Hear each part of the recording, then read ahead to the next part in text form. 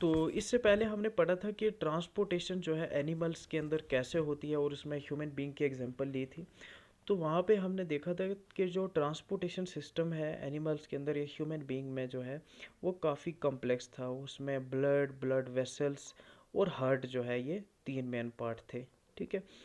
और काफ़ी complex process था क्योंकि बहुत सारी चीज़ें जो है वो ट्रांसपोर्ट करनी होती हैं। अब जो प्लांट्स होते हैं उनके अंदर ट्रांसपोर्टेशन जो सिस्टम है ये थोड़ा सिंपल होता है एज़ कम्पेयर टू एनिमल।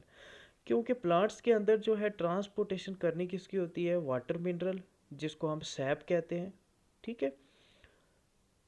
और दूसरा फूड जो लीव्स के अंदर मीजोफिल जो सेल्स होते हैं उनके अंदर जो बन जाता है उसको ट्रांसपोर्ट करना होता है।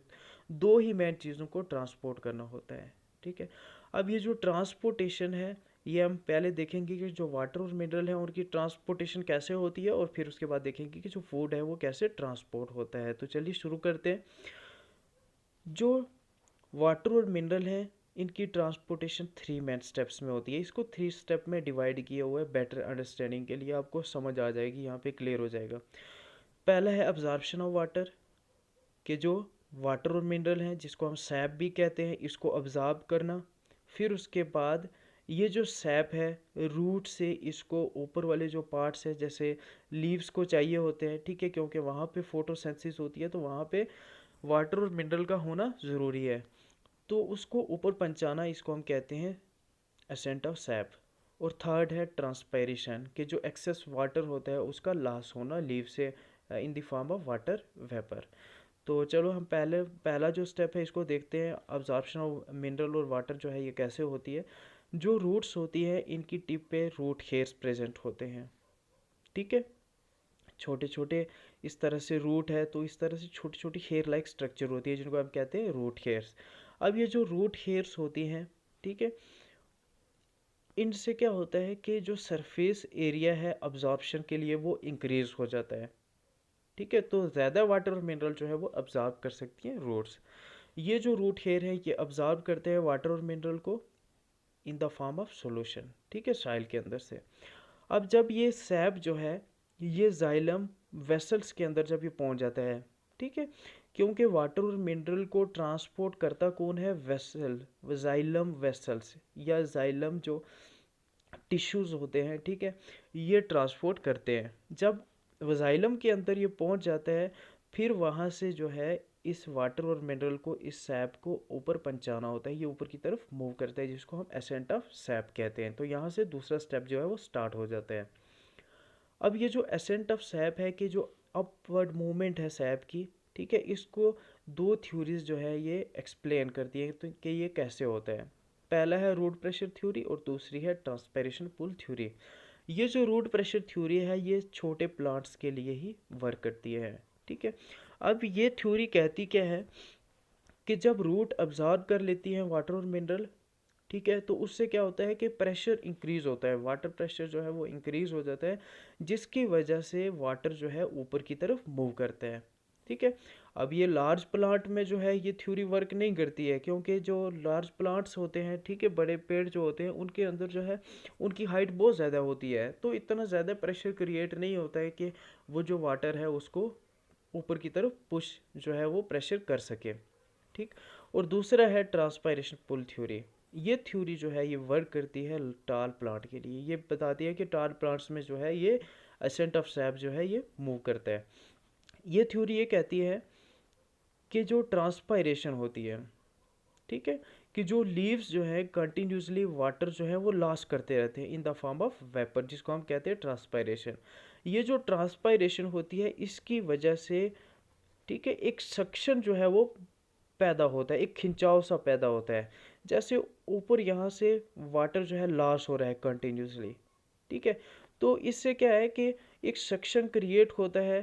ठीक है। कंटिन्यूसली एक सक्शन जो है एक प्रोड्यूस होता है जिससे क्या होता है कि वाटर जो है ऊपर की तरफ मूव करता है।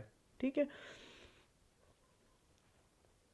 जब जाइलम की जो वेसल्स है या जाइलम जो है, ठीक है, वो फिल हो जाता है सैप से। ठीक है। तो क्या होता है इस सक्शन की वजह से कंटिन्यूसली जो है एक कॉलम बन जाती है तो जिसकी वजह से जो है वाटर ऊपर की तरफ जो है ये मूव करता है। तो ये था ट्रांसपायरेशन पूल थ्योरी। उसके बाद जो थर्ड स्टेप है वो है ट्रांसपायरेशन। ठीक है, इसको हम थोड़ा सा देख लेते हैं। ये होता क्या है, लॉस ऑफ वाटर। ठीक है, कि जो एरियल पार्ट्स होते हैं प्लांट के, यानी अबव द सरफेस ऑफ साइल, जैसे लीव्स हो गया, स्टेम हो गया, ज़्यादातर जो वाटर प्लांट ऑब्जर्व करते हैं वो इवेपोरेट ही हो जाता है। ठीक है, जितना वाटर जो है प्लांट ऑब्जर्व करते हैं 100 में से लगभग 1 से लेके 2% जो वाटर है वो प्लांट यूज़ करते हैं। बाकी वाला जो वाटर है वो सारा लॉस हो जाता है। और लॉस कहाँ से होता है, ये वाटर कहाँ से बाहर निकलता है, ज़्यादातर जो है ये स्टोमेटा से। स्टोमेटा आपको बताया था कि ये छोटे छोटे पोर्स होते हैं जो लीव्स के अंदर प्रेजेंट होते हैं। ये हेल्प करते हैं ऑक्सीजन को अंदर लेने में और कार्बन डाइऑक्साइड जो है उसको प्लांट के अंदर से बाहर निकालने में। तो ये जो स्टोमेटा है इनका एक काम और भी है, ट्रांसपायरेशन में भी ये हेल्प करते हैं। इसी तरह थोड़ा बहुत जो वाटर है ये क्यूटिकल से और लेंटिकल से भी जो है ये वाटर लॉस होता है। ठीक है, तो ये था कि प्लांट के अंदर जो है वाटर और मिनरल इसकी ट्रांसपोर्टेशन कैसे होती है। ठीक है, तो इसके लिए मेन जो सेल्स हैं या मेन जो टिश्यू है वो है जाइलम। ठीक है, आपने पहले भी ये है देखा होगा, पढ़ा होगा कि जो जाइलम है यही हेल्प करते हैं प्लांट के अंदर वाटर और मिनरल को ट्रांसपोर्ट करने में। अब उसके बाद है कि जो जैसे ये वाटर और मिनरल लीव्स के अंदर पहुंच जाते हैं, ठीक है, तो वहाँ पे होता है फोटोसिंथेसिस होती है। ठीक है, प्लांट के जो लीव्स होते हैं, ठीक है, उनके अंदर मीजोफिल सेल्स होते हैं। ठीक है, ये जो मीजोफिल सेल्स होते हैं इनके अंदर होती है फोटोसिंथेसिस होती है, क्योंकि इनके अंदर क्लोरोफिल जो है वो ज़्यादा होता है।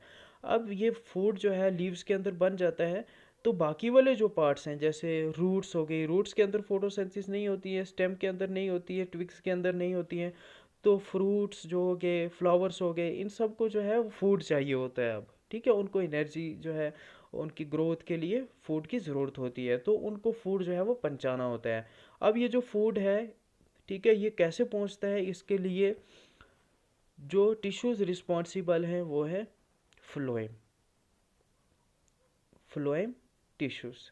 ठीक है, तो चलो देखते हैं हम कि जब फूड जो है प्लांट के लीव्स के अंदर प्रिपेयर हो जाता है, ये फूड जो है हार्मोन्स, ठीक है, जो है उनको भी ट्रांसपोर्ट करना होता है। उनके साथ साथ जो है ये फूड जो है, ठीक है, ये दूसरे पार्ट्स में पहुंचाना होता है, जैसे रूट हो गया, स्टेम हो गया, फ्लावर्स हो गया। ये जो फ्लोएम टिश्यू है ये हेल्प करते हैं ट्रांसपोर्टेशन ऑफ फूड में। ठीक, फ्लोएम जो है ये परमानेंट टिश्यू, एक कम्प्लेक्स परमानेंट है। ठीक है, 9th क्लास में आपने देखा होगा कि सिंपल परमानेंट टिश्यू कौन से होते हैं, कम्प्लेक्स परमानेंट टिश्यू कौन से होते हैं। ठीक है, तो ये कम्प्लेक्स परमानेंट टिश्यू है जो जाइलम के बिल्कुल साथ साथ में ही जो है ये प्रेजेंट होते हैं। ठीक है, जैसे देखो यहाँ पे ये जाइलम है अंदर वाली साइड, और साथ में जो है ये क्या है, फ्लोएम है। ठीक है, स्टेम के अंदर और इसी तरह रूट्स के अंदर पे भी ये एक दूसरे के बिल्कुल पैरेलल प्रेजेंट होते हैं। ठीक है, फ्लोएम जो है ये बना होता है सीव सेल से, जिनको सीव ट्यूब भी कहते हैं, companion cell, phloem parenchyma, phloem fibre से। ठीक है, सीव जो सेल है ये सबसे ज़्यादा इम्पॉर्टेंट होते हैं।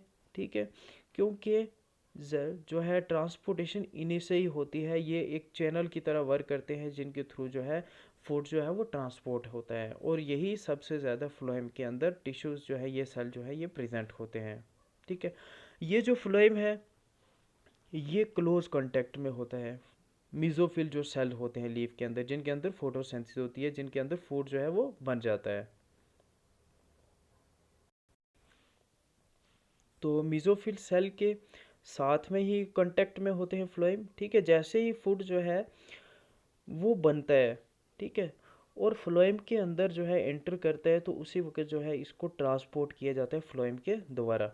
ठीक है, ये जो फ्लोएम है इसको अपवर्ड अगर ज़रूरत है, डाउनवर्ड, ठीक है, लेटरली साइड पे जहाँ जहाँ पे ज़रूरत होती है वहाँ पे जो है इसको ट्रांसपोर्ट करता है फिर फ्लोएम, जिसको हम कहते हैं ट्रांसलोकेशन। ठीक है, तो ये था कि ट्रांसलोकेशन जो है ये कैसे होती है।